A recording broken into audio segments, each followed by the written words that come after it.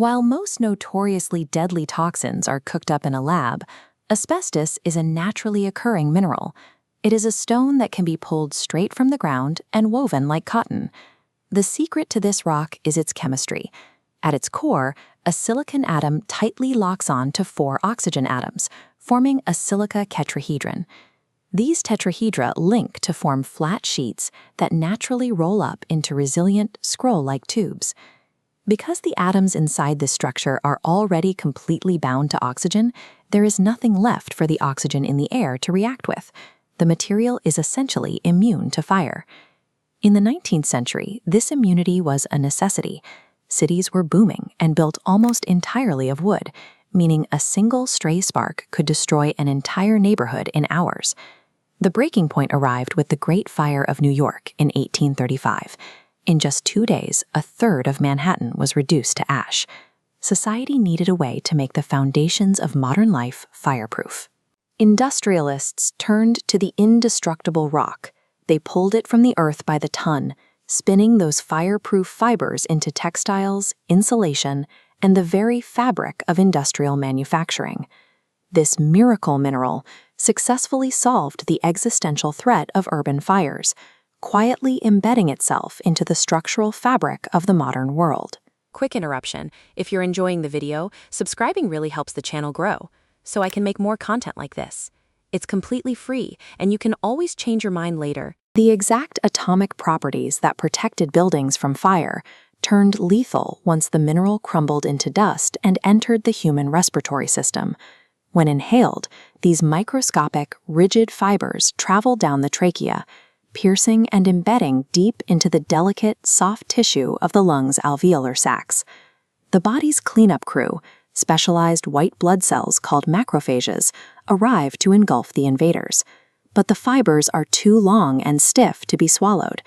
This triggers a failure called frustrated phagocytosis. The macrophages endlessly attempt to digest the indestructible rock until they eventually rupture, leaking damaging enzymes and reactive oxygen species into the surrounding tissue. This microscopic struggle creates a permanent engine for chronic inflammation. Over decades, that localized damage results in severe lung scarring, asbestosis, and the fatal cancer of the lung lining known as mesothelioma. The human cost became clear in the 1960s. Dr. Irving Selikoff launched a landmark investigation into shipyard workers, discovering that exposure to asbestos dust had proven deadlier than wartime combat. Selikoff found undeniable patterns of widespread asbestosis, severely elevated lung cancer rates, and cases of mesothelioma, a tumor so rare it was almost always linked to asbestos exposure. Corporations like Johns Manville had been tracking these dangers since the 1930s. Internal documents later revealed that executives buried the data from animal studies and actively rewrote scientific reports to protect their profits. These companies manufactured a public health crisis by choosing to suppress the very evidence that could have saved their workers. Even after the cover-ups were exposed in court, the millions of tons of asbestos already installed in existing infrastructure left a ticking time bomb in modern cities. That bomb went off during the collapse of the World Trade Center. The tower's original fireproofing was pulverized into a massive toxic dust cloud that settled over Manhattan for days. The EPA declared the air safe using a testing method, polarized light microscopy. As this diagram shows, that method was physically unable to detect the microscopic pulverized fibers. Only the more sensitive transmission electron microscopy on the right reveals the sharp fibers swarming the sample.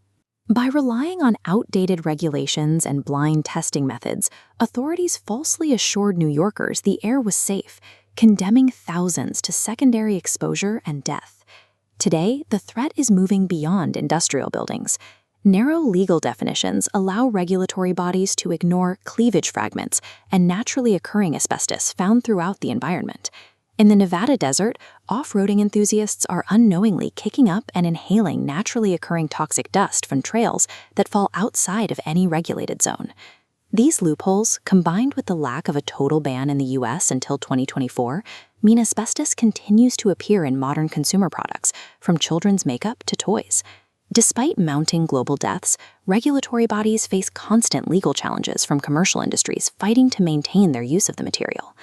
When a civilization builds its foundation on an indestructible technology, a law cannot erase the consequences.